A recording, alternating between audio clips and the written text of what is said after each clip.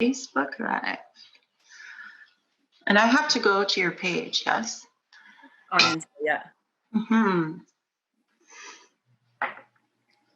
All right. Okay, I think we're live. Sorry, everybody. We're just doing a little tech setup here. Okay. Tech setup, yay! On Facebook? We're live. Okay.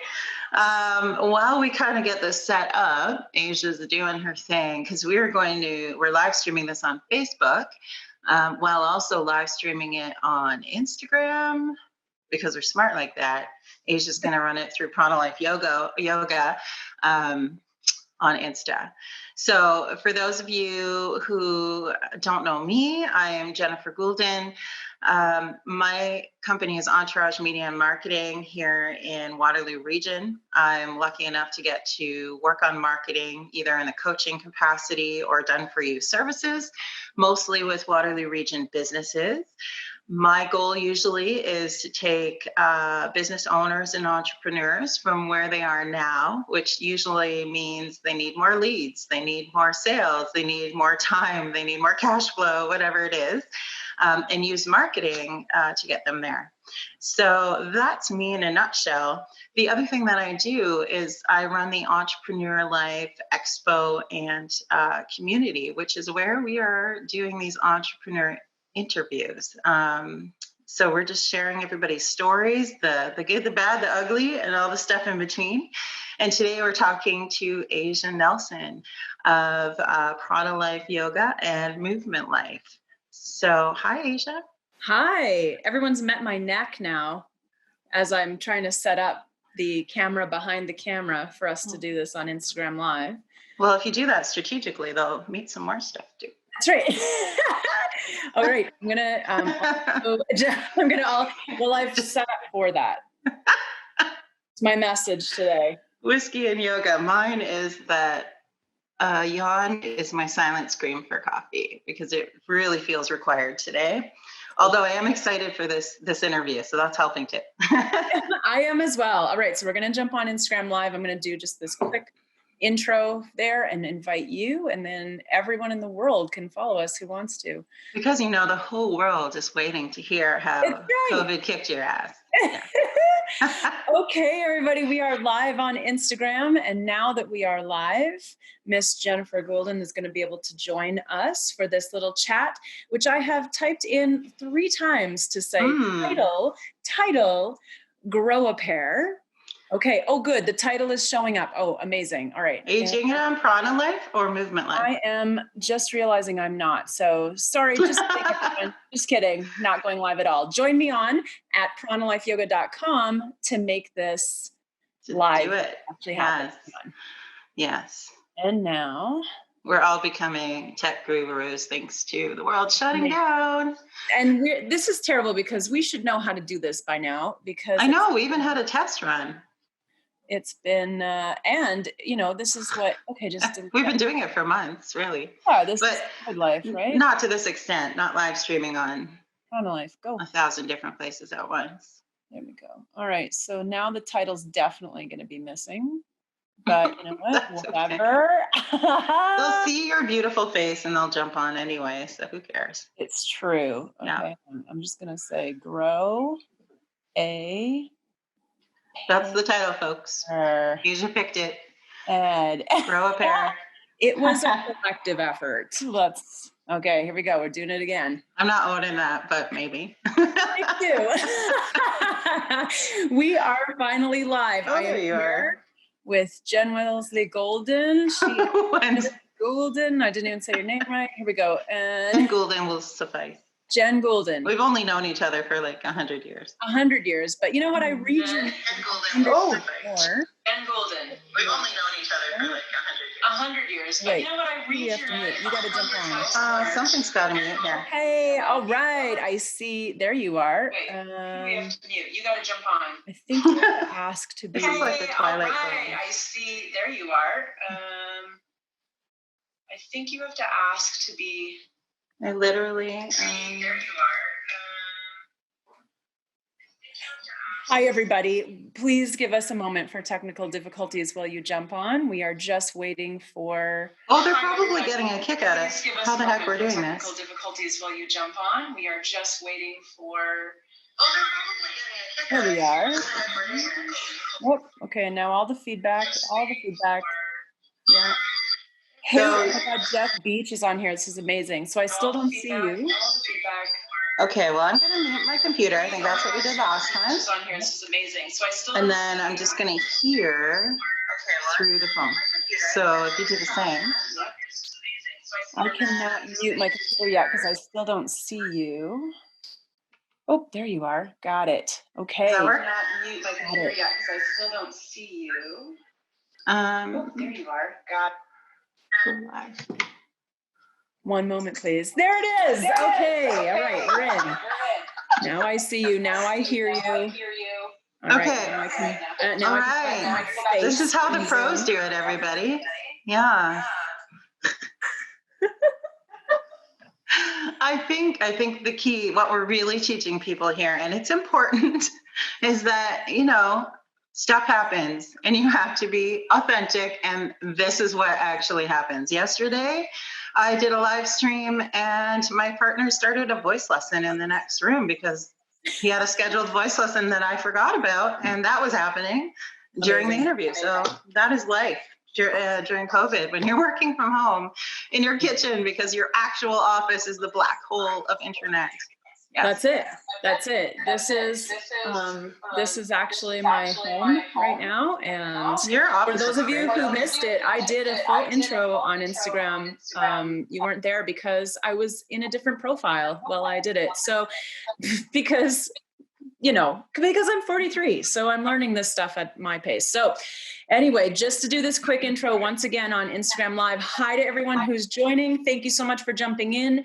If you have questions as we're here, please throw them in the comments and we will jump to them at the end of the interview because we are also filming this on Zoom in order to make it a podcast. So my friend Jennifer here is leading this interview, and we are going to be talking about we are going to be talking about all things entrepreneurship and specifically Prana Life Yoga and my emerging brand, The Movement Life. So without further ado, take it away, Jen. Handing it over. All right. Well, so thanks so much, Asia, for doing this with me, because I love you, and you're always on to some major project, and you inspire so many people. And you've got a story to tell. But before, and really that story is all about how COVID kicked your ass, or what? Punched me in the tits. So, like to the tune of $50,000 kind of thing. So we're gonna get there. But first, I just wanted everybody who doesn't already know you. How did Prana Life Yoga start? When did that happen? Where did it all come from? Yeah, so this is a great question. So just to be clear for those of you listening on Instagram too, we're doing our best to have these cameras close to each other, but the gig, I'm going to be looking between two cameras here to answer questions, and I'll prioritize this Zoom one because it's the one that's going to become the official version of this. Yeah, so if our eyes are like all over the place, it's because we have multiple cameras going on. Because we're not president of the United States, so we don't have this camera set up that makes us look like we're not reading. I thought you were about to say that the president of the United States is techie. No. That strikes. Just like idiot proof, and even then questionable. Right. So Prana Life Yoga, yeah. So 14 years ago, to go back just a little bit further, if you can indulge me, I'm originally from the Rocky Mountains, the west coast, or well, not coast, but the mountainous edge of Canada. And I came out here in 2003 because I wanted to do a master's degree. I'd gotten out of high school, I'd traveled for a few years, I'd worked for a few years. I'd done my undergrad out there, and I knew I wanted to just get another level of credibility for getting into what I thought was going to be kind of my life calling, which was communications. And I sort of scoured. Yeah, so I scoured. You are a communicator. I went to a lot of Oh, sorry, go ahead. What's that? I said, you really are a communicator. Mm. Well, I talk a lot. I don't know if that's the same thing, but Oh, it's kind of the same thing. You write all- eventually, eventually you got to say something useful, right? So I found the, a long story short, I went through a lot of options and I found the master's program at the University of Waterloo in rhetoric and communications design, which looked like exactly what I wanted to do. So I packed everything that I needed into my car and I drove out here, landed here, and I didn't know anybody. I had found a B&B that I had like sort of rented a room from for my first semester, and landed in Southern Ontario. And that was 17 years ago, right? That was 2003. So I did my master's degree, and then I started into the communications world with a fabulous company called Quarry, which is based in Waterloo and does some really big projects. And the people were amazing. It was like such a smart environment full of smart people doing really interesting projects. And yet, every day that I was going to work, it was like, I just told myself it was like I'm a big Kung Fu movie fan. So, there's like I this don't sort think of, I knew that. oh yeah, I love like really bad, especially really bad, like B-level Kung Fu. It's just great. But there's this Right. The trope in last movie those. I saw with you was actually Top Gun. So at which point you sang really, really loud in the Apollo Theater. Yeah. That's very true. I have watched Top Gun over 200 times, so that's probably higher up than. But I do also love Kung Fu, and one of the sort of tropes of that storyline is, someone who wants to study with a master. They show up at the the shala or the whatever. What am I trying to say? I'm getting into yogi mindset here with shala, but use all the yogi words. It makes you yeah. sound smart, and then we don't know what you're talking about. They show up at the front gates anyway, and they ask to be let in, and they're refused. And almost all the time they stay there for 3 days, and they ask every day, can I come in and study with the master? And the master says no. And then when they say, yes, fine, you can come in, then they're put through all of this sort of testing phase, right? Where they have to like carry 2 buckets of water across their backs up 1,000 stairs, or some kind of like hardcore Right. test to see whether they really, really want to study in this space. And for whatever reason, Cubicle Nation just felt like that to me every day. Like, even though I loved the work, even though I loved the people I was working with, it felt like just torture, just going into that sort of Cubicle Nation space and having to deal with the politics of the environment. I can't even picture you in a cubicle. I really can't. Yeah, it felt really restrictive. And it just didn't feel like a good match, like I could get into all of these details of like, well, this and this and this, but actually it was just like, I just knew that isn't where I wanted to be. I would come home every day and cry in my foyer. I'd get home and you're not a crier normally. And I am not a crier. I am in fact much more of a Vulcan. Not that crying makes you weak, but you don't strike me as a crier. No, so you knew it was breaking me, right? So after a little while with that, I had been teaching yoga for a couple of years. I had taken my teacher training before I came out here for fun, for my own interests, because I loved yoga. I'd been doing it for a few years. And one of my teachers said, oh, you should do this training. And I was like, sure.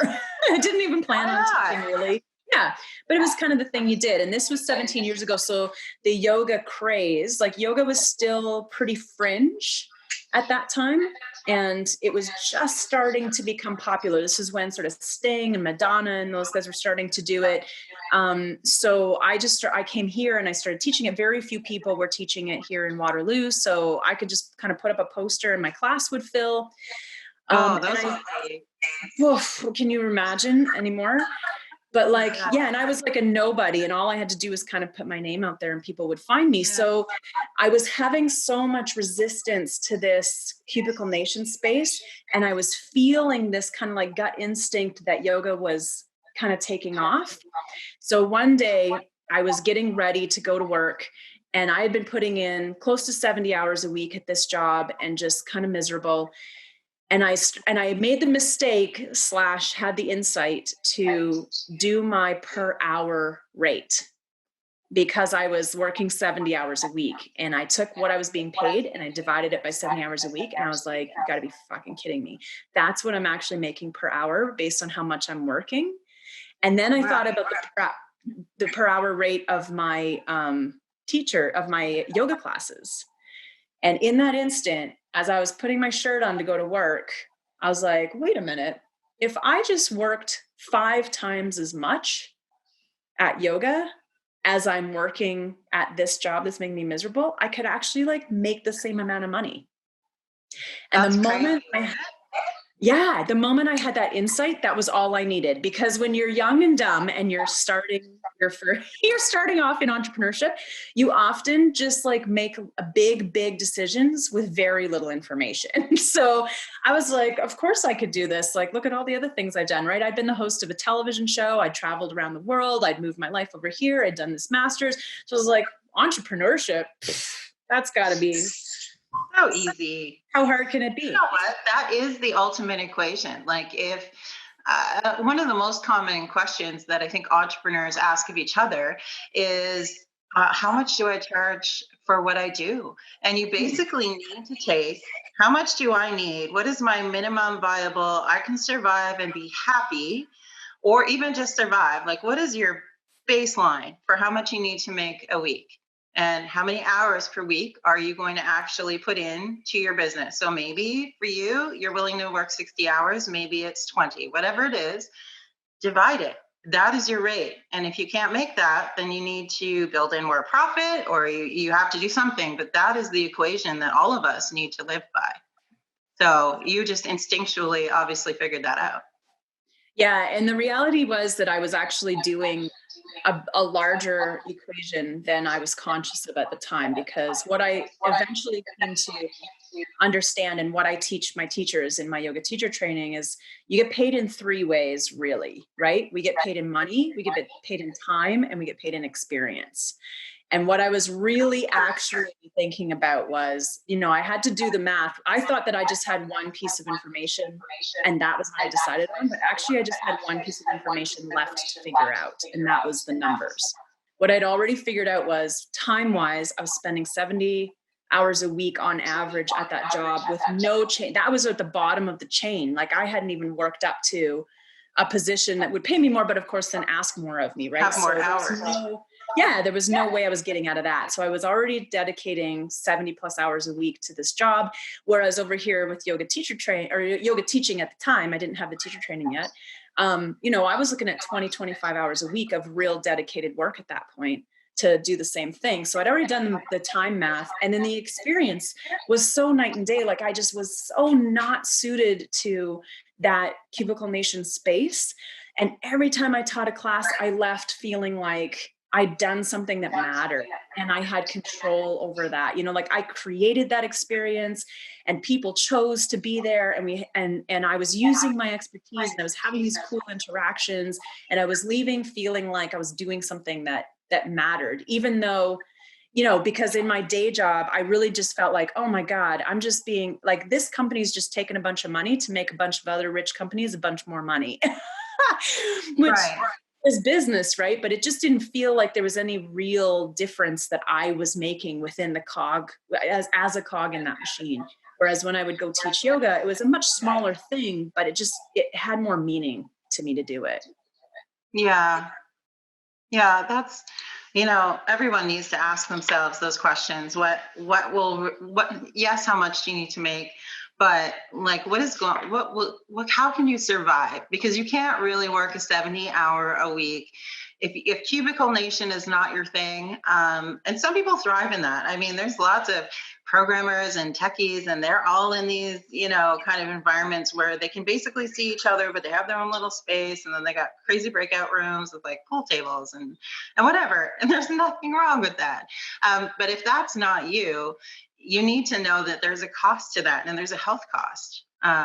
It's not just, okay, I hate my job. Well, sometimes you have to do things that suck, and that's okay. But when it really is getting you, it's costing you, your physical health and your emotional health. So you do have to, at some point, either make a change or make a decision.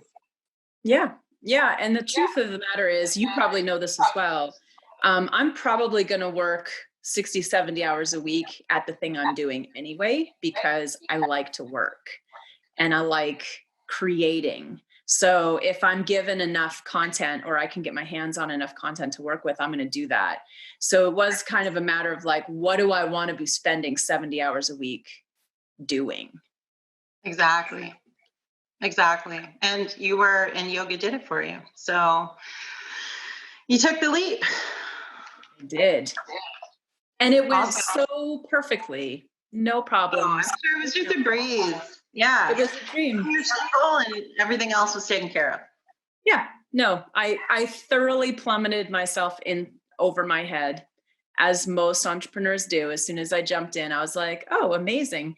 And the other thing that I thought to myself, like I was looking around at the yoga community at the time, or lack thereof. There really, like I say, there weren't a lot of people doing it. I was traveling into Toronto almost every weekend to study with teachers there because there just weren't very many teachers here. And, you know, like I say, it was kind of a fringe environment at the time. So it was a lot of sort of like ex-hippies and people teaching in gyms and church basements and stuff like that. A few really good studios. Downward Dog was emerging at that time in Toronto. But I was looking around and I was like, the yoga world doesn't attract particularly business-oriented people. It attracts. It didn't at that time. Yeah, it attracts mostly like big-hearted, kind people who just sort of want to help other people, and that's wonderful. But what it did for me, people definitely are not kind-hearted. yeah, those never the two. You just said that. Never the two. Yeah. No, but yeah, like you can be very, very kind-hearted and good at business, and you can be very, very kind-hearted and not good at business. And Absolutely. I saw a lot of that in this market because it was emerging and it was sort of like transitioning out of this sort of fringy space into mainstream, right? Mm-hmm. And I looked around and I thought, man, I just have to do 10% better than most of the people out here, and I will own this. I will do just fine as an entrepreneur out here. So that was kind of what I was riding on. Then I dove into becoming an entrepreneur. And it's funny because my whole time at Corey, I was a UX designer, which means I was working on like user experiences, right? So I was on the back end of businesses that were launching products and services. And it was kind of like, well, how does the user interact with that? How do people, how does that flow for people on the other end? And I would watch these businesses just make dumbass mistakes from the sidelines, right? And I would be like, oh my God. And we'd kind of roll our eyes and be like, what did they do? Oh my God. Then I launched my own business and proceeded to watch myself. All of the same thing. So many dumb mistakes. So many. And I'd watch myself do it. I'd be like, oh, look at me. Just going ahead and making that mistake again. No, okay. So were you a lot of entrepreneurs, and it takes a strong-willed person to kind of jump off a cliff and build the plane on the way down. So sometimes we do stupid stuff, and our friends and peers try to nicely tell us, maybe you should think about this or whatever, but we know it all and we don't listen. Are you one of those people at that time? That's a great question. Definitely in the kind of cardinal trait of really feeling like I could make this work. Yes. But I knew, I had like an arts degree and a communication degree, and I'd been kind of like an artsy writer type. And here I was in yoga, like clearly I wasn't like the MBA person. So I had a sense of, I would say like, I probably leaned into a little bit into insecurity about knowing about business. Like I felt like I didn't know anything about business. So I did actually set myself up with mentors right away. And initially that was great because it sort of gave me a little bit of confidence about, especially things like when you first start a business, it's very hard to know what is important and what isn't. So like something would happen, and because I didn't really know anything about business, I'd be like, shit, like, should I be freaking out about this, or is this no big deal? And to be able to go to them and hear their stories, and they would be like, oh, no. Or they'd be like, oh, you want to get on that. Or, they would kind of they knew where the path was going a little bit better than I did. So it helped me take. So you had a support system you could actually. trust for that sort of thing. Yeah, it was really, really helpful in that way. Now, I suspect that a lot of the people listening today are women. And one of the mistakes that I did make, / things that were hard to do 17 years ago, is I had all men, and I had all white men, and I had all white older men as my mentors. And that was, like a couple of decades ago, that was the gold standard, right? If you wanted to learn from the best, that's what the best looked like. And I shouldn't say that. I did have one Indian guy that was a mentor of mine. Shout out Angel. Who I still talk to, I still love him a lot. But I thought his name is actually Angel. Yeah. And he does invest. Yeah. That speaks 1,000 words, doesn't it? Yes. He was very helpful, but it was like, we think that success looks like that because it's presented to us all the time. So I had friends and colleagues who were women who were around, and we were commiserating most of the time or sharing things that we knew, but I wasn't thinking about having a woman as a mentor. And that was hard to find almost 20 years ago, to find women who were in the business, doing the business, and we're at a point where they could mentor somebody else, right? So eventually what I found was I started to have a lot of sort of internal tension with the information that these guys were. And I mean, as far as the men-women thing, I think women were working in pretty big jobs, but not necessarily as many entrepreneurs at the time. So, they were doing big things, working on big projects and whatnot, but not as often hanging their own shingles under their own name and kind of going for it. Not to generalize a whole group of women, we could be totally wrong here, but that's what it felt like at the time, because right around that same time, I was also building a business, and it felt pretty lonely.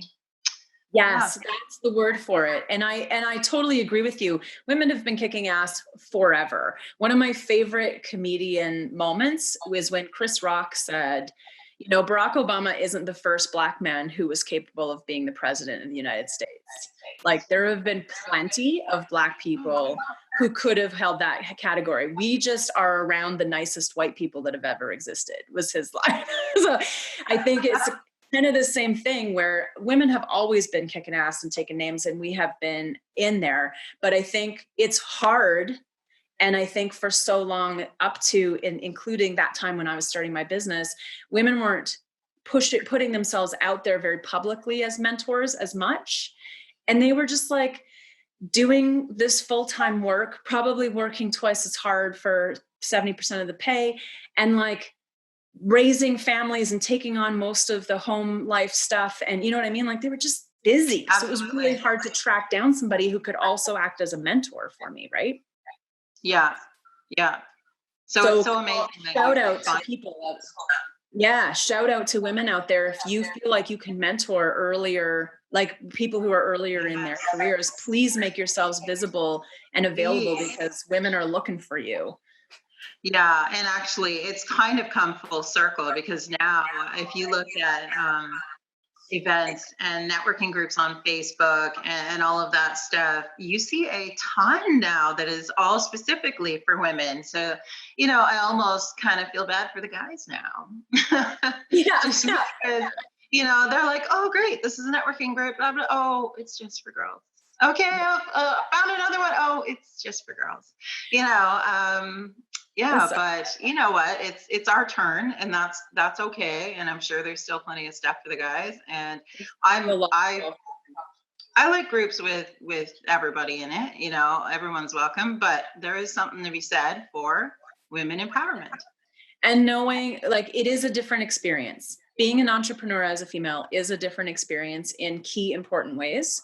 That was the tension that I was starting to feel a little bit between me and my mentors as I started to get my feet, find my feet. And within my first few years, I finally hit a point where I was like, I don't want to have these mentors anymore. And I sort of let go of them. I mean, Angel, I stayed in contact with because he was a little bit of an anomaly, but most of the other mentors, I don't want to say I outgrew. I think I just moved to a different space. One, because... Did you ever feel condescended or patted on the head or anything? Or of course, I mean, there's always patriarchy, but but I was putting myself in that position too, right? Like I was coming to them saying, hey, I don't know anything. You know everything. Please teach me. Absolutely. So yeah, so I wasn't too concerned about that. But what I found was, one, there was this really dominant model of business that was like, you start something, then you grow it, then you sell it,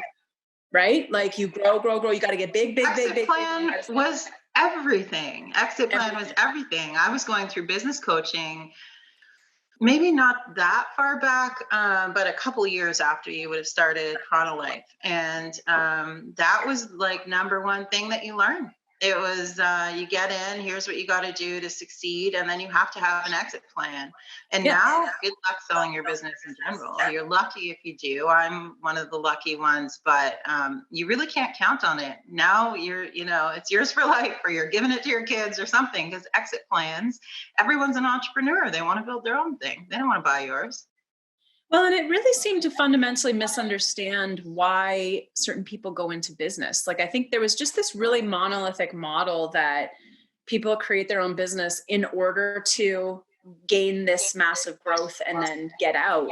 And that really was what I was doing. So I was like, because you wanted to do it. You wanted the heart. I mean, a true entrepreneur loves the climb. That's what kind of gets me going, is just everything that goes from the start to the middle, to the hard stuff, to the wins, and then, watching it grow and knowing that you did that, that's just as fulfilling as whatever service you're giving and whatever impact you're making on the world.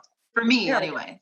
Again, it's not just about the money, right? Money, time, experiences. Like, I think we were looking to create something almost more like an art project than just a pure business project. And it's so often presented to us that if we're not in like growth, bigger, that we're not succeeding.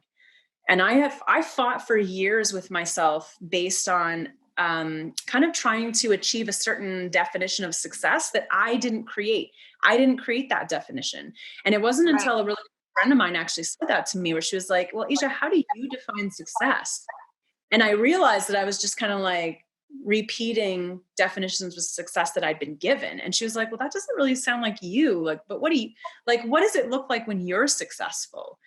And I had to really I had to like think about that for a while and really get rid of these dominant narratives about what a successful business looks like and what you're doing in it. And, what are your milestones? Because it turns out, like you were just saying, it turns out for me, I love being a solopreneur. I did not want to have to run a team and hire people and be responsible, because now by necessity, my business has to become a certain size just to be able to pay a team. And I didn't want to manage, you know what I mean? So I was to the pressure. Yeah. And I was really struggling with that because it seemed like I kept getting this kind of message of like, oh, you're being the bottleneck of your own business. But I kept having to come back to being like, but what's my definition of success? And I thought, like, going back into that model where every day I'm like, like I was in Cubicle Nation, and feeling that thing of like, hey, if I'm going to be having to do this, I might as well just go back to getting a job and have a lot of the work taken off my shoulders, So I had to really accept that, like, I want to be a solopreneur, and I like working with people in contracts for short-term things. Like, I don't have to do it all myself, but I don't want to have to like maintain that kind of business. Same thing because I was in yoga. Here's how my first 10 years of business went, still to this day, actually. When I meet somebody, they're like, oh, what do you do? And I'll say, oh, I train yoga teachers. And they go, oh, where's your studio? Immediately, everybody assumes that my business has to be studio based. That's another big myth, if you will, about how businesses have to look.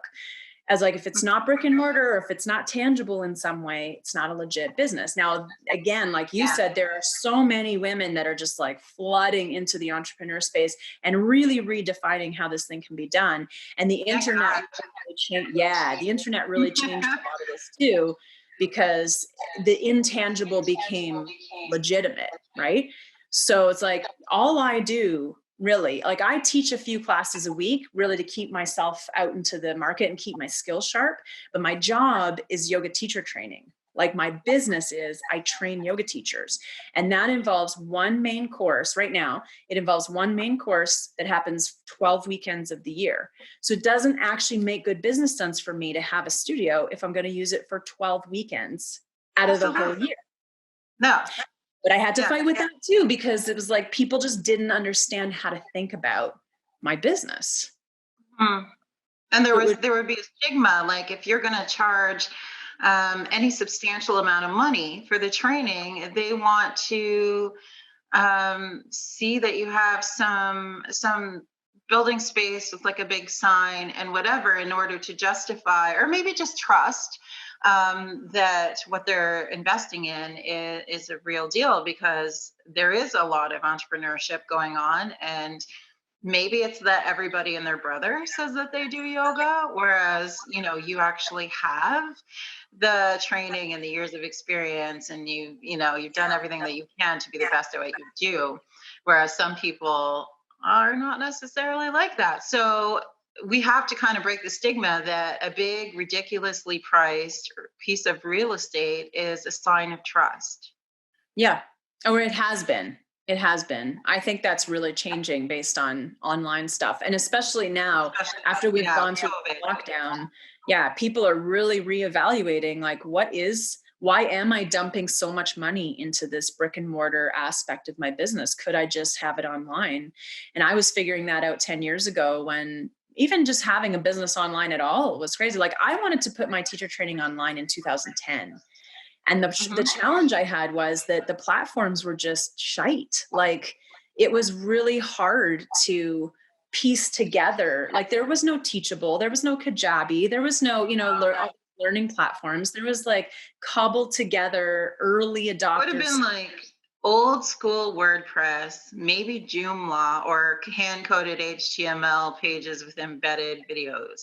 That would have been your best option about 10 years ago, I think. I mean, even 10 years ago, you think about it, like YouTube was still on the rise. Like it was still something that had only been around for a couple of years, I think. I can't remember when YouTube came in, but I think it was like 2008-ish, wasn't it?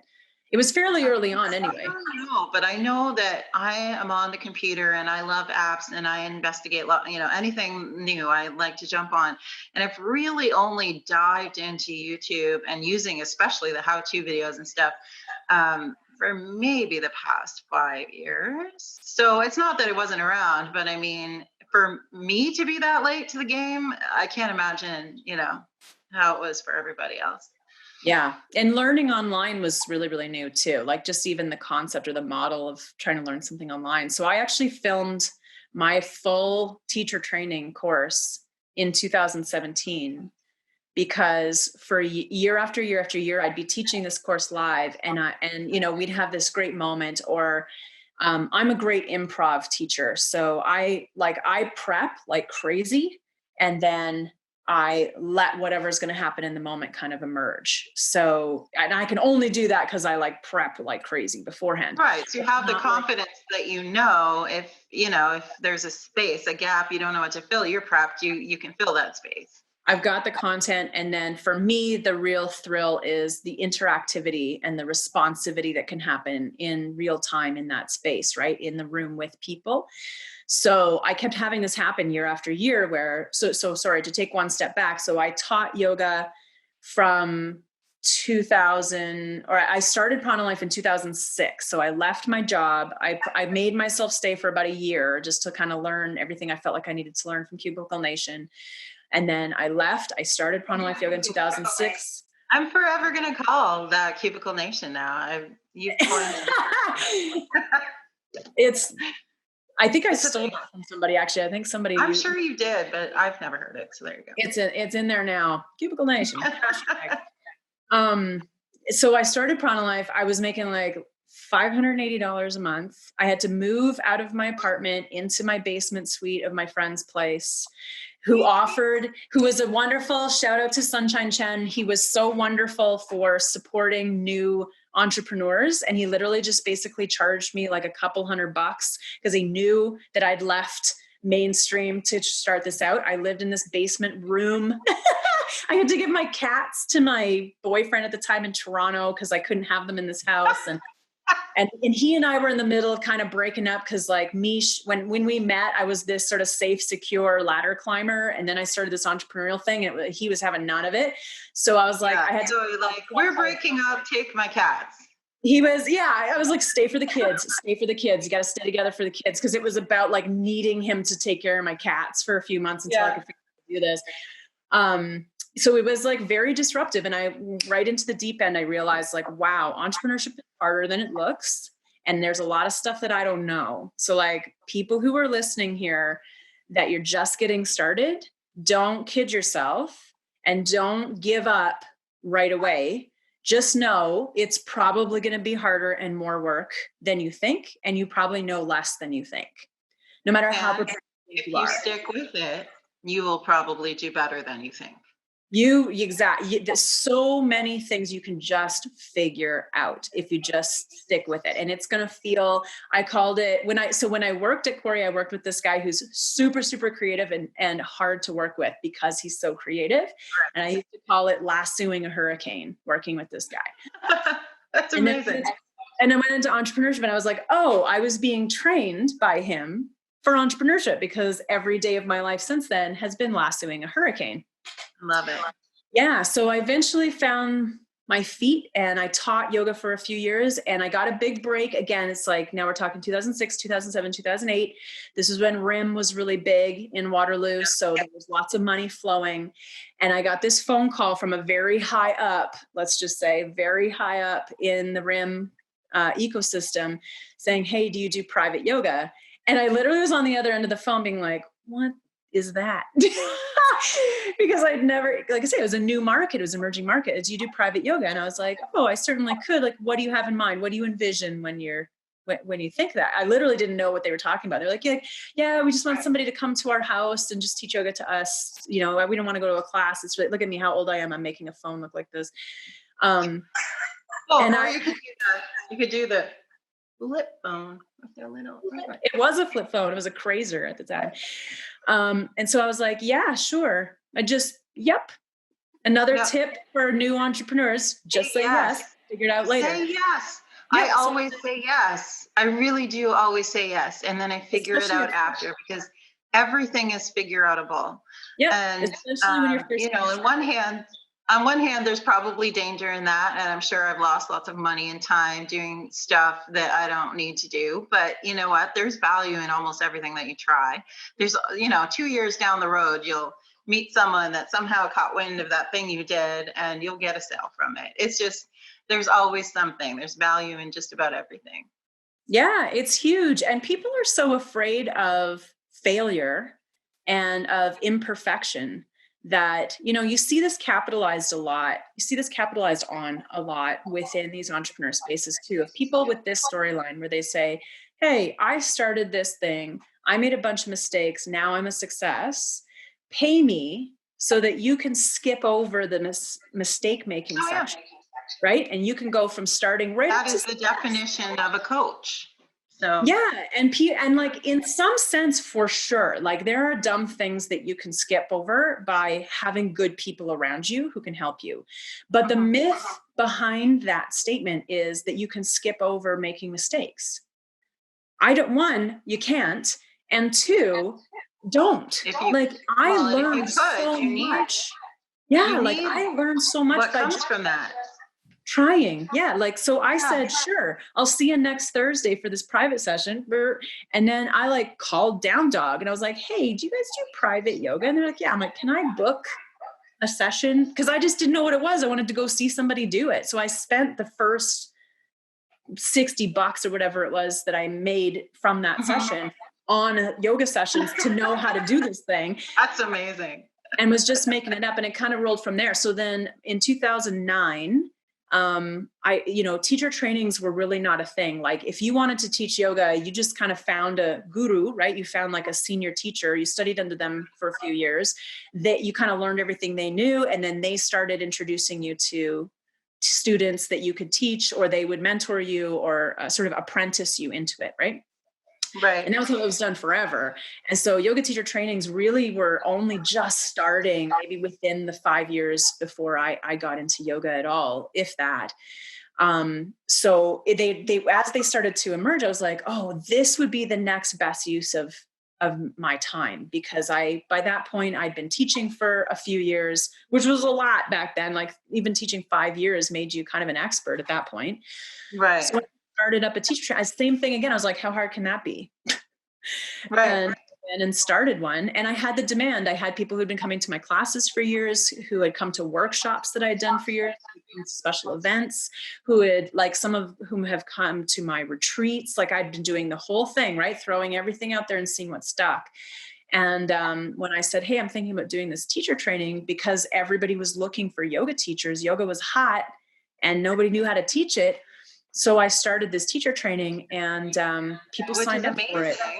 Because by teacher training, you are creating like a whole new generation of entrepreneurs. I mean, I'm sure that some just go on because it's kind of the expert level of doing yoga, so it improves their own practice. But for the ones that go on to actually do yoga of their own, you're building businesses and training people to do that. And that's kind of amazing.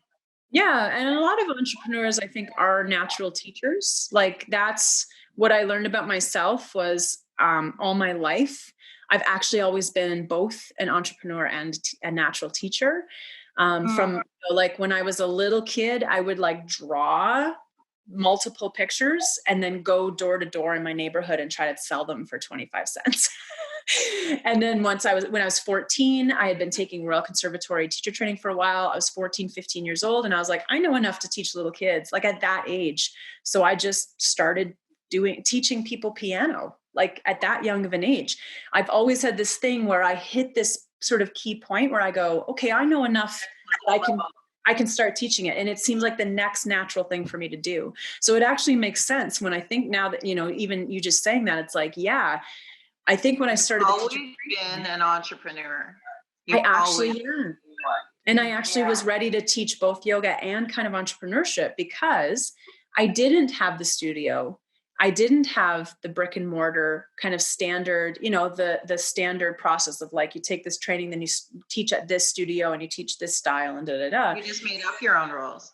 I started to build in the way that I taught into my training. And I ended up finding a really sweet niche that a lot of people were afraid of, which was building like entrepreneurial yoga teachers. And I wouldn't say that I knew I was doing that right off the bat, but I started to recognize, so within 2 or 3 years of me building my teacher training, Bikram Yoga showed up here, Moksha Yoga showed up here, which is now Midtown Yoga and Moto Yoga. Queen Street Yoga was getting bigger. So all of these kind of like, more and more and more yoga was showing up. More yoga, and they were doing the typical make it and then scale and then probably exit plan. Yeah, and standard kind of practices. So I started to figure out that I actually offered a kind of a sweet niche, which was, create and direct your own career. Like, don't do a teacher training that's going to empower you to be able to teach any kind of yoga anywhere, as opposed to like, if you do this sequence, then you go to the school that teaches you that sequence. And when you come out, you teach that sequence at these studios. And that's who comes to my training, are people who kind of have their own sense of what they really want to do. They have a little bit more of that independent spirit. They have that little bit of confidence to believe that they can kind of get out there and create their own thing. And they get the freedom to do that in my training, because I don't try to kind of like railroad them into my model. So how long does it take to become a yoga teacher if they take your training? Like, is it multiple of those weekends? Is it how does that work, just in a nutshell? Because I want to get to the COVID kicked your ass part soon. Right.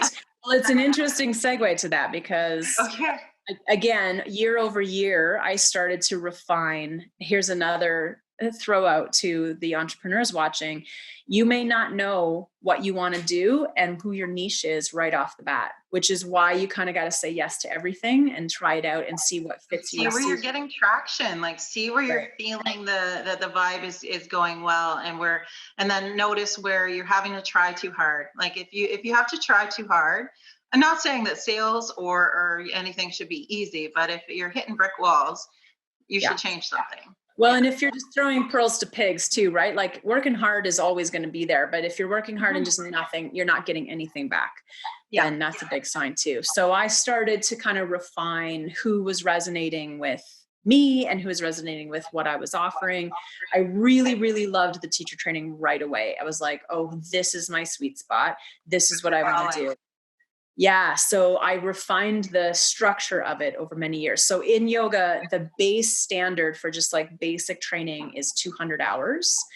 And what that turned into with my training, because, I tried running it in the summer. I tried running it as intensives or like big chunks of time at once. And what I found was I was like, geez, there's really only like are the only people who are good at teaching yoga 23-year-old dance majors whose dads are paying for their degree. Like, because those are 23-year-old skinny white girls, right? Skinny latte drinking white girls whose dads are paying for their dance degree. Like, are these the only people who are good at yoga? Because they're the only people who seem to be teaching yoga by and large, right? And when I started looking at it, I was like, no, those are just the only people who could take an entire month off of their life to fly off to Costa Rica and get certified yoga teacher training, right? So I started to realize, so this goes back to my UX design, like my previous life in communications. I was like, it's the user experience. It's like only certain people are going to be able to do the training because of the way the training is structured. So I shifted into weekends. That's so true. Yeah. I didn't want that. I keep writing stuff down just so you know when I learn something, so that because I learned so much in these interviews. I'm not gonna lie. It's such a great idea that you're doing this, because you're right. You do learn a lot. So I started to look at it. Just like the rest of them. I don't know it all at all, but I definitely thrive on just trying to be a sponge around other people who are kind of doing the climb too. And, we all can learn from each other. Yeah, we're always learning. Entrepreneurs are always, the good ones are always like listening and learning. I love doing stuff like this because you and I are exchanging information constantly right now, right? Yeah, absolutely. And you can never, once you've decided you know everything, you're done. You're done. Like, what's the point? You're already getting stale. Yeah. So I started thinking about like, what's the end goal? Like, who would I want to see become like predominant yoga teachers, or even just getting into the market? Who do I want to see communicating this wisdom? And it was like, like I want people with a bit of life experience. Like I just want a little bit more diversity. You know what I mean? So I started thinking about like, what barriers can I remove so that, say, moms could do this, or people with full-time jobs could do this, or people from different economic backgrounds could do this, or people with different body types could do this, right? I started changing what I was teaching so that I would attract the kind of people that I wanted to carry the torch of this information forward. So I switched into, instead of intensives, I made my training weekends. And then I further started to refine because I got a lot of teachers, I got a lot of social workers. I got a lot of single mothers. I got like people in that kind of environment. And they were giving me this feedback that was like, I can't do every weekend. Like some of them were like, I can't ask my ex to take my kids every weekend. Or if they're shift workers, we can't get sequential weekends. So eventually my training, and this is why I only do it once a year, eventually I spread it out to be 8 months. So it's like April, May, June in the spring, September, October, November in the fall, because scheduling people over the summer is a gong show and never people miss stuff. Mm-hmm. And it was like alternating weekends for those 3 months in the spring and 3 months in the fall, and then you're certified. And it totally changed the demographic of people that could do my training and kept it local. Like if you don't think that I would rather run my business from Costa Rica, you're kidding yourself. But it saves people thousands of dollars to keep it in Canadian currency and to keep it local, so they don't have to leave home for sometimes like over a month in order to do this training. Right. Absolutely. That's brilliant. So you removed the barriers and then all of a sudden everything opened up. Yeah. And you know what Yeah. else? It gives people time too. I'm able to get into, with my training, you're really able to actually get into yoga. Like we know yoga, the average person out on the street thinks yoga, stretching, maybe yoga Yeah. breathing, maybe a little bit of yoga meditation, maybe, but mostly stretching. And the reality is yoga is this 8-limb system that's like for full personal transformation. Like it's one of a number of different ways that you can approach life growth. But it's a very old one and it's a very well oiled one. And it's a very well borrowed one, by the way. I'll almost guarantee you, if you have some kind of like life hack or lifestyle design approach that's been designed in the last 40 years, I can almost guarantee you it at least heavily borrows from, if not fully plagiarizes, the yoga system. It's yoga adjacent at least. Yeah, exactly. Yeah. So it's like, I love that it takes 8 months from start to finish, because we can go really deep in those weekends. And then people have like almost 2 weeks to kind of like process that. You know what I Right. mean? To think through that information and really absorb it. And I get that feedback a lot from my grads, that they were really grateful for that, because it's like drinking out of a fire hose for 2 straight days. And then they can like take And then it you in. can breathe and kind of soak it in and think about it and absorb. Take it to your Yeah. mat, practice it and play with it, right? Right. I think that's why So- my teachers are that good. Shout out to my teachers. They're awesome.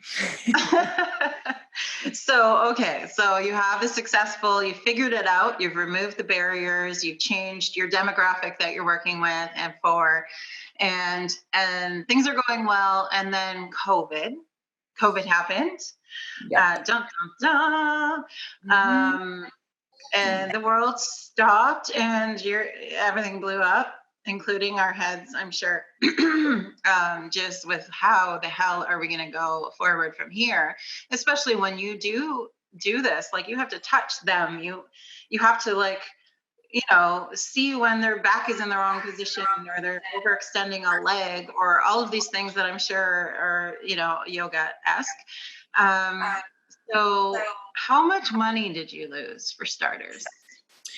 Yeah. Whew. So much to say, but we can start with that. So my business, I'm at that 10-year overnight success thing, like everybody who's an entrepreneur, it's really a true thing, like 10-year overnight success. So this year was my 10th year of yoga teacher training, and I was just starting to hockey stick. So I kind of had, a certain number of people per year progressively, and it was starting to get bigger and bigger. So I was set to sit between 30 and 40 people in this training this year, moving towards that. And then COVID hit. Do you want to give out the price that you charge for yoga teacher training? So the training is the training's $4,000, all inclusive, because it's an educational institution. Like not all trainings are registered as an educational institution. So what that means is like I'm recognized like a college. That's a real certification. Yeah. So and it means you don't have to pay HST. So it's $4,000 all inclusive. Which is sort of average in the market, except for it saves you a lot because of that. And you get tuition tax receipts and such with mine. So there's a lot of benefit from that. But so you can do the math there, right? About how sort of how many people I was set to have times. You're in a pretty nice place all of a sudden. Yeah. It's going to be great. And people, they register and they pay, like any time they can before the training starts. But usually it's kind of late summer into the fall, people start trickling in. And then the closer we get to the deadline, like everybody waits for the last minute. So usually sort of February and March are upticks. Yeah. So then COVID hits in March, right? So I had a certain amount of people who had paid me. And then I had people through January, February, March who were applying and in the process. And this COVID hits. And it's very hard for me to even know the math, because how many people didn't apply because of this? How many people who did apply just dropped out because of this? I mean, once they've applied, I have that data, but I had enough people signed up and paid at the point when this stuff was starting to show up, which was kind of like late February, early March. and that and I have a return policy. Of course I do. I work with people that I want in that room, and I want them to want to be in that room doing that training. So I have a very generous return, like refund. Obviously, you must, Yeah, because like if they can actually get a full refund minus a little bit of a fee because I pay fees on the back end to process them. Minus that fee, which they is can get a crazy, just so you know, because so many businesses, I mean, yes, they will postpone, they will apply whatever you've spent with them towards a future date when COVID is not a thing. However, to fully refund people, that's we've lost wow. We've lost so much. So it costs me between $20,000 and $30,000 a year to just get to the first day. Like between all the marketing, all the administration, all of the technology, all of the pre-booking, all of the stuff that I have to do, all the friggin' work that I'm putting into it. When I do the taxes at the end of the year, it's always between 20 and 30,000 that I spend just to get to that first day starting. And that's not even having paid for teachers guest teachers, rent, all of that stuff coming in. So I've already lost a shit ton already. And then I have this policy where like, come to the first weekend. So the refund is good until the day after our first weekend. Cause I want you to come and know that this is where you want to be. And So if if it they isn't, come and for whatever reason it's not what they envisioned, or they don't think they can do it then they get their money back after that first.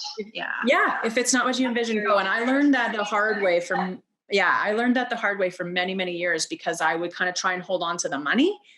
And then for the next 8 months, I got to deal with somebody in that space while I'm trying to hold the space for huge transformation for people. And I'm dealing with somebody who just doesn't want to be there. Way more expensive. Remember, money, time, experiences. And not only that, and they're just the ones you're just like, this is not fucking worth it. Like, here's your money. Please go find what you're really looking for. because it only takes one person in the room to poison that well. Like, regardless of how much it affected you, it would have affected that one person affects everyone else in the room. Yep. It's too expensive. Like, this is practiced generosity, and it does. And this is what real karma looks like. It really is like, if it's going to bring you that much tension and that much stress, let it go and just create space. And sometimes I made less money. And you know what? Eventually, because I did it the other way for a few years, I was like, it's fine. It's fine. Yeah. I don't want that person in the room. So anyway, what that meant when COVID hit was like this. It became traumatic for me to open my email each day, because every day I'd open my email and I'd have some message from someone saying, hey, I lost my job. Hey, I don't know what this COVID thing's going to be about. Hey, this is scary, whatever it was. Can I get my money back? Can I get my money back? And I like viscerally, tangibly handed back over $50,000 in refunds within a couple of months. Like really within about 6 months.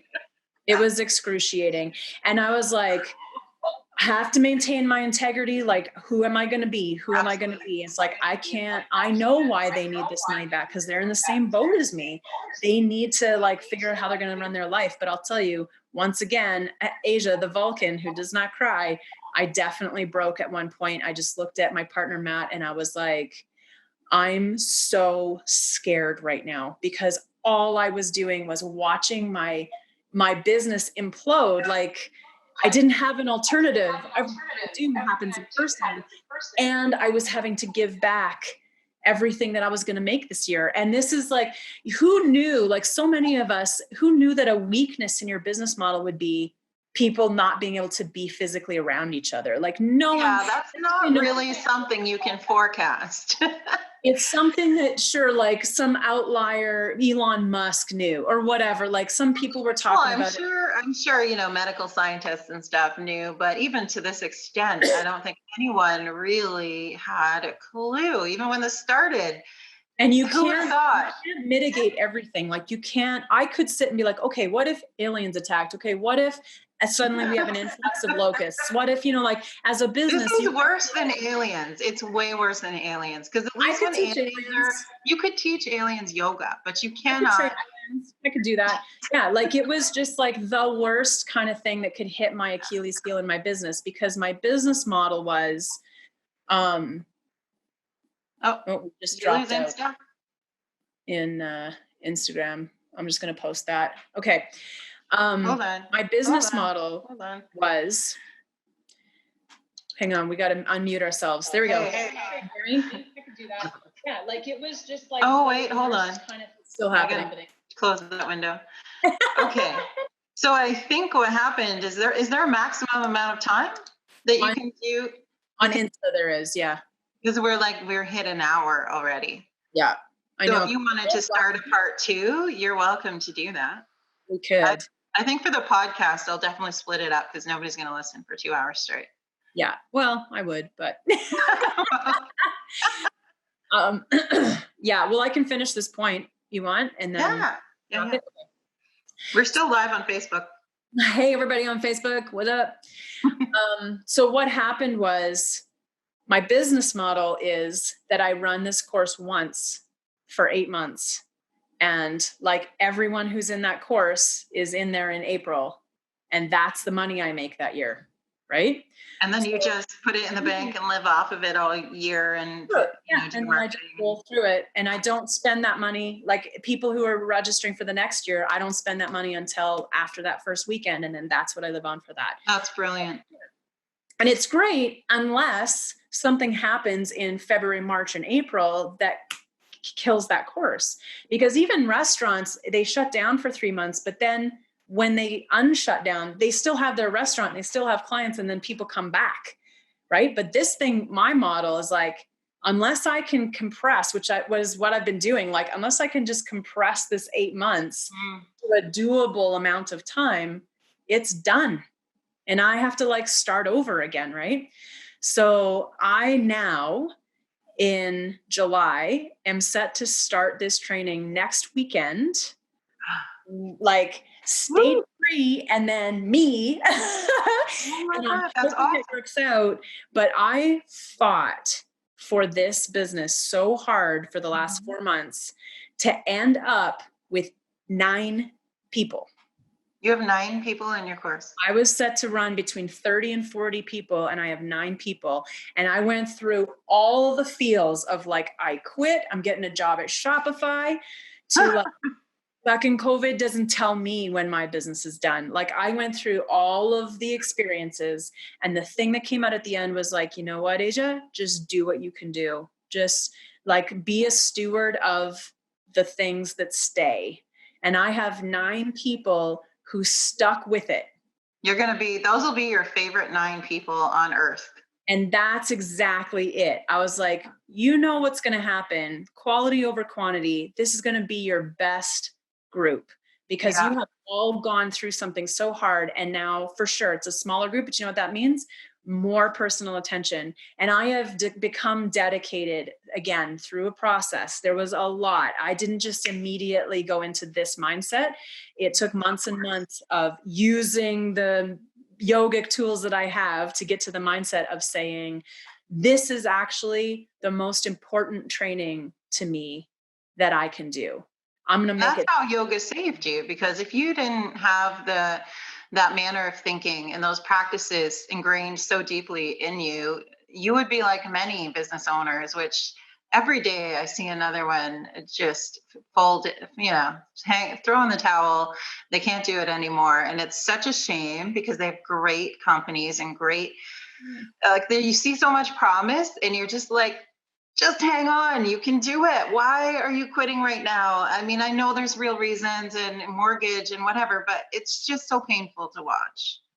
Oh God. And I don't hold any judgment to a single person. I'm just sad for them. Sad. This is like probably one of the hardest. My girlfriend who's a historian said it really well. She's like, this is a watershed moment. This is one of the hardest things economically, and never mind like personally, emotionally, physically, like all of the other things. But I mean, we're all basket cases these days, and we have every right to be.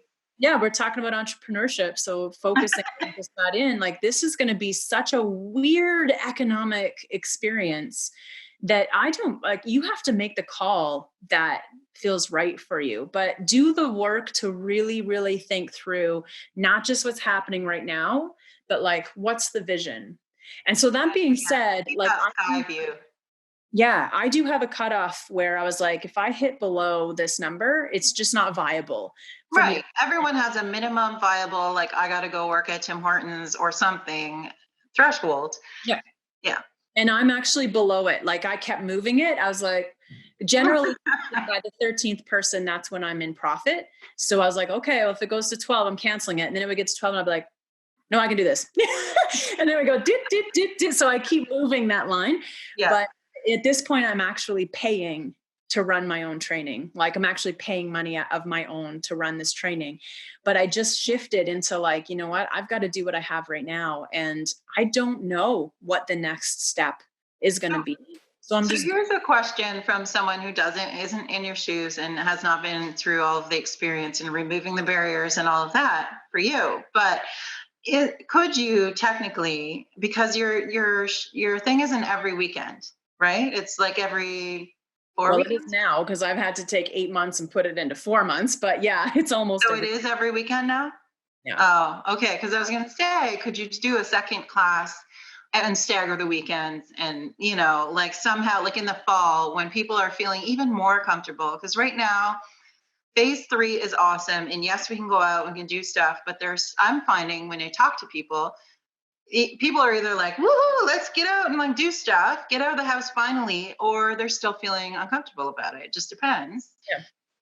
Well, think about this, Jen. So day 1, we're going to arrive, all of us, all 10 of us total, are going to arrive in this room. And one of the first things that we do in yoga is we'll sit together and we'll take a deep breath. How different is that experience now? Sitting in a room with other people, listening to them exhale. Aerosols. Who could have called that is something? So this is one of the things where and to your point, what I'm saying to myself is like, you know what, Asia, this is as compressed as this can get. So I have a couple of barriers. Like if I lose even one more person, it becomes financially unviable. And I really am at that point now. And also if I ran out of time, because what I don't want to do is kind of have to extend the training and then it's bumping into next year's process, right? And then this thing trickles on. Could you just move your process back 3 months? Because then it just keeps moving the process more and more and more. So, and I don't want to do it. I want to and then you have summer to contend with. Exactly. Either get it done this year or I cancel it and I start again because I've got to start marketing 2 months ago for the next year. Right. So, and I'm already behind on that.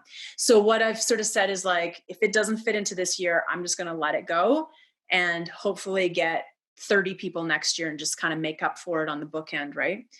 But what's funny is you're thinking in terms of, so everybody gets in that room and the first thing you do is sit down and you take a deep breath and you're thinking, okay, COVID, they're thinking aerosol and whatever. The first thing I thought of, because I don't practice yoga, I used to, but I'm broken now, so that doesn't happen. But anyways, the first thing I thought of is, oh my God, that would feel so good after the last 3 months of insanity and stress and all of the things that we are going through. Imagine sitting in a room full of people and just taking a moment and taking a breath.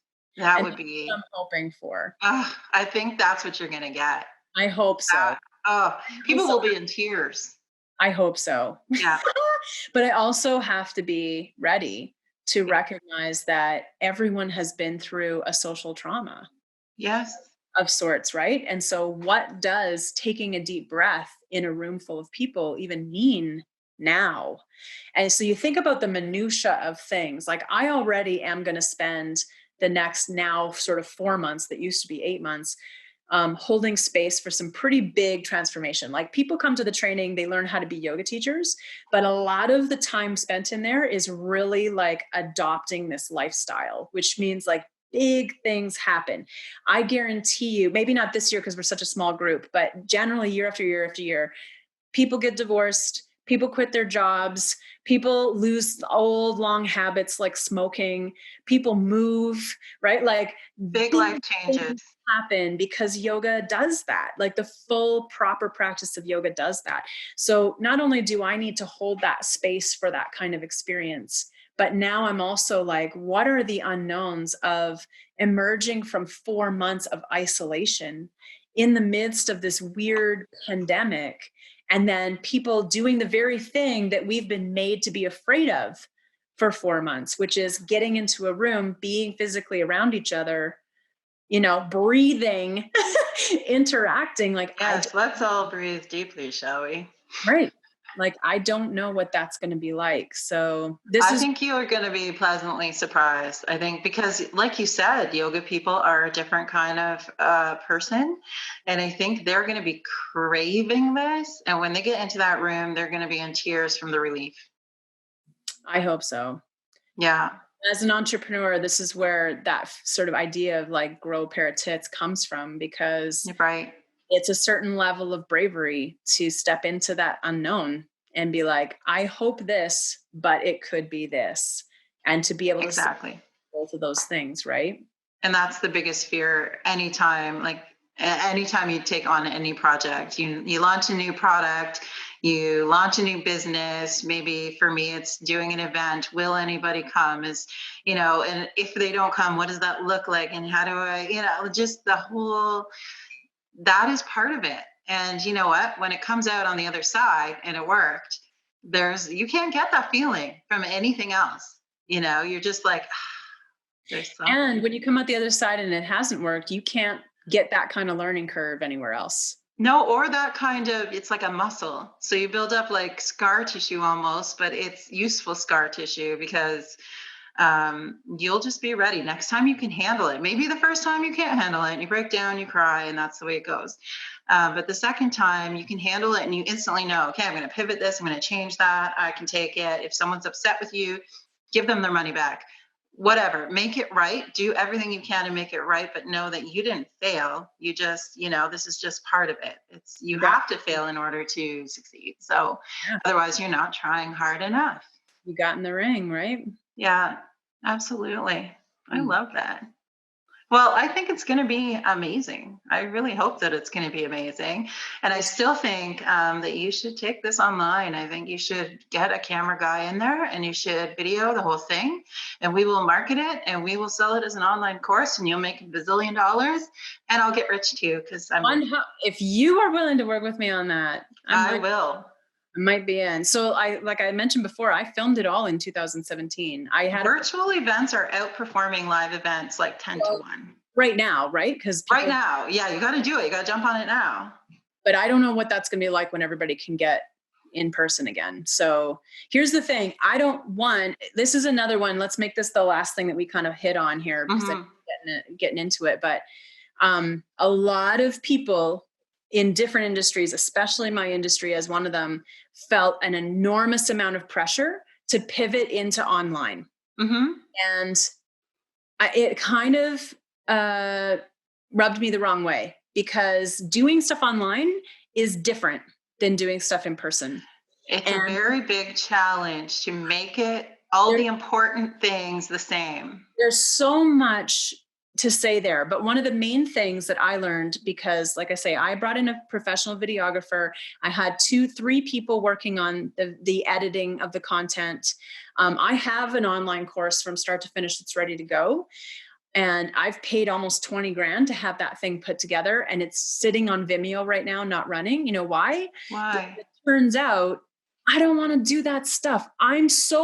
You know what's crazy about my business from 10 years ago to now? It used to be that I'd spend 80% of my time doing the thing that I started this business to do. And and you're kind of scaling and getting away from that by just going online. Life, Jen, it's life now. Like 20% I'd spend like writing a blog, maybe putting something on Facebook, and then I'd be back to doing the thing I started this business to do. And now it's like inverted. I spend so much time fucking around with technology because that's what you have to do as a business now. So when someone says amen. You got me live streaming on Instagram and Facebook simultaneously while on Zoom. I think for you, if you ever do go online, if you ever decide to take that plunge, you have to make sure that there's a touch, there's tech, but there's touch. So it's tech and touch. And you have to be able to see their faces and see what they're doing and be able to have that in-person thing that you thrive on and that they get so much out of. Sure, it's doable For sure. Yeah. And I could certainly do it. And I have certainly been spending the time and energy looking at it going, how would I want to do this? Because we all have. We're all just like, Especially now, right? how do But we I've been do doing it that? for 10 years. I've been looking at putting this training on for 10 years. And you know why I haven't done it? Because technology makes things twice as hard and half as valuable. As soon as this thing hit, the first thing I did was I was like, great, I have all these videos. I'll just put my training online. I put that out to people and they were like, so we need a refund then, because I'm not going to pay $4,000 for an online training. I'll pay like 500. I'll pay 1,000. The highest number of people said to me was $2,000. So half. So I'm going to do twice as much work minimum. As soon as you put technology between you and another person, you're doing twice as much work. And you know that, right? Like, Oh, yeah. you know, I live on the internet. that Yes. takes up so much time. So I'm like, okay, so if I put my teacher training online, what you're saying is 2 to 3 times as much work for half as much money. But there's this big promise, right? Oh, but now the whole world could be your audience. The whole world could be your audience. Listen, Well, it's only your audience if you market it and if you can actually connect. And you're like, some people, okay, you can. Everybody's doing it. Now I'm like one of a dozen yoga studios locally, but I'm one of 700,000 yoga teachers online. So I want to really encourage people who are listening, if you felt this pressure to go online or to put some technology between you and what you really want to do, like, I want to be that dissenting voice over in the corner that nobody seems to be willing to be, which is like, don't do it unless you really want to. Do not collapse into that pressure of needing to be online, because it is more work for less money. It can work, but you are going to have to be on tech all the time. Yeah. Or you'll have to invest in a team and whatnot. And that will, Right. I mean, with something like what you're doing, where it's so important for you to get feedback from the people that you're teaching, and vice versa, they need to feel like you're seeing them and you're actually talking to them.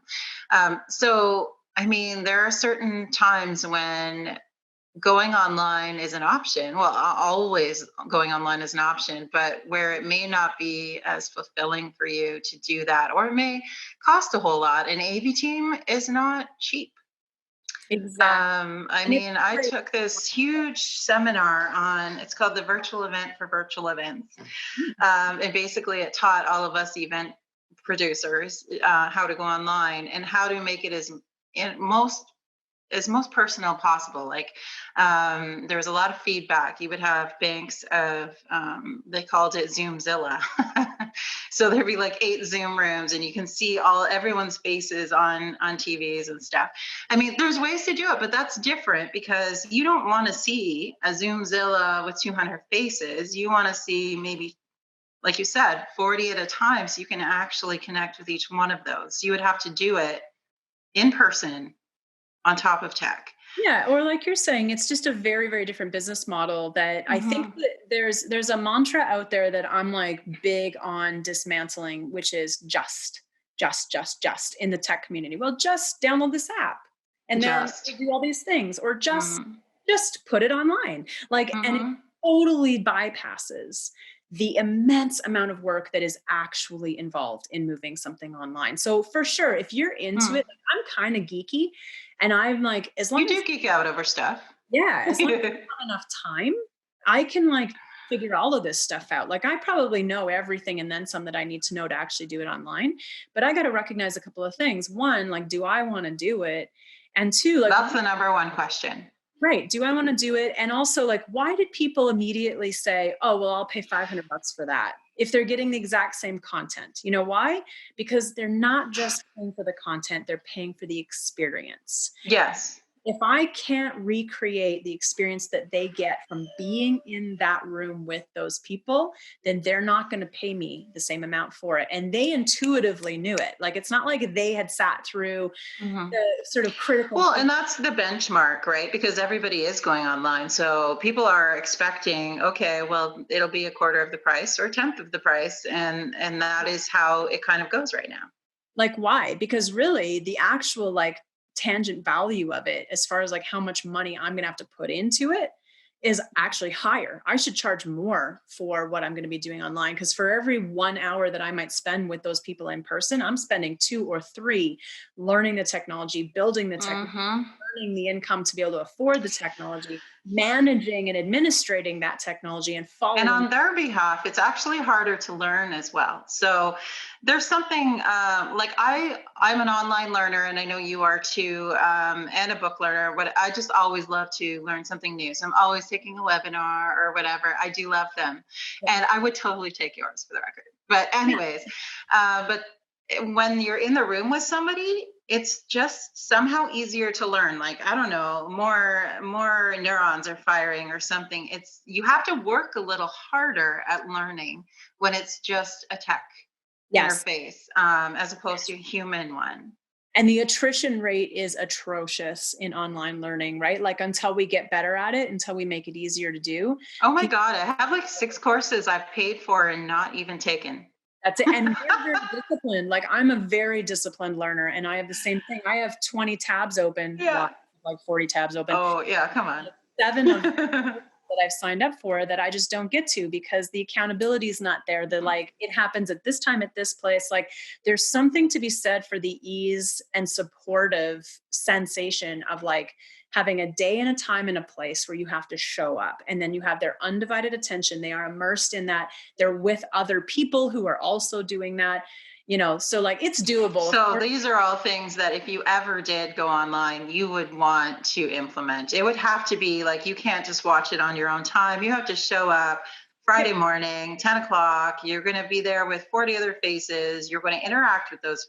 Like, there would be a lot of ways that you would need to at least attempt to make it somewhat as valuable as being there in person. Yeah. And getting other people over their tech fears, right? Like, the first thing I do is say, okay, everybody that's in this room, I've divided up tasks, and like, I've divided up teaching pieces, and each of you are going to teach it to the other ones in this Zoom room. Well, now it's not just like someone standing in front of the room teaching to a closed room of people. It's someone dealing with how they feel about being on camera to a bunch of people they haven't actually met teaching, right? Right. That is so true. There is. I mean, luckily, at least in your case, probably when you're doing yoga teacher training, you have a wall of mirrors. Is that true? I try to avoid mirrors, but yeah, sometimes I'm in rooms with mirrors. Yeah. Right. Because I would not go into a room with a wall of mirrors, and it's a miracle I'm on video for starters, but I would definitely not be like full body teaching moves on camera. Forever, right? And it goes out to anyone. It goes out to anyone forever when you teach. Yeah. Right. So then you're dealing with internet trolls. You're dealing with, you know, there's a bunch of and insecurities. Number one. Huge. Yeah. Yeah. Well, okay. So no internet for you unless I convince you, and we will see. Maybe, but only if I can figure out how to do it the way I want to do it, which is like the most entrepreneurial statement of all time. You know what though? And I hope that if you ever do it, that's how you do it, because everything is the same right now. Everything is the same, and it's just a drag, and we're all sick of it. And if you can do it in a way that is different from the rest of the world, God help you and Godspeed, and please do that. I think what we're touching on here for the entrepreneurs who are still sticking around for this, what we're touching on is like an actual entrepreneurial spirit, which for me and for many, many entrepreneurs that I know, it starts with some sort of prick, like anger or frustration. Yes. It's like the pain point. Aren't just business people. They're different than that. They're innovators, right? So I'm not going to just put a course online. You're going to put a course where you can say, how can I do this better? Exactly. Yeah. So, and that's what makes you an entrepreneur. So again, if you're sitting there going like, I don't want to do this because of these things, that's actually the thing you should be listening to. What is it that's frustrating or makes you afraid or makes you angry? If you can like pick it apart, that's your key. That's what's going to differentiate you from what everyone else is doing. If you can make that thing better, because guess what? You're not the only human being in the world who's feeling that. So if you can resolve that tension for yourself, you're going to create something totally new that all these people who are just doing what everyone else is doing are never going to think about.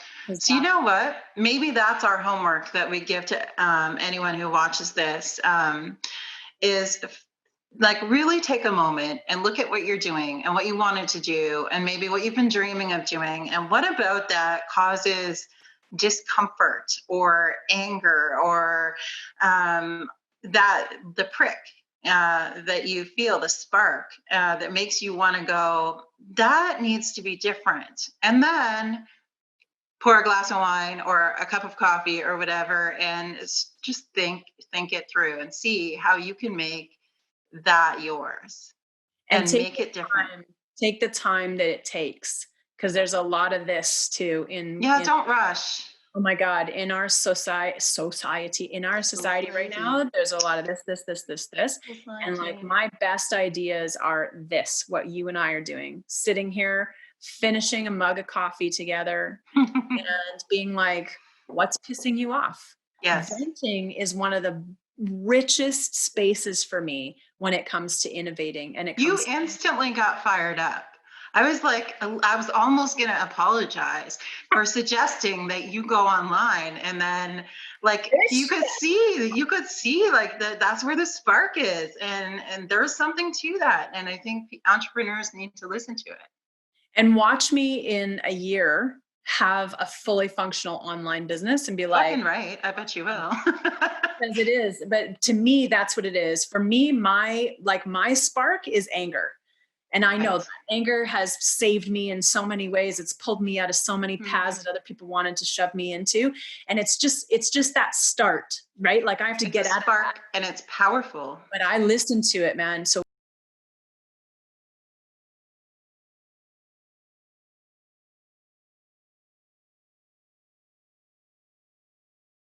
we have to do this again then. Yeah. Next time we'll do it over whiskey, like your shirt says. Whiskey.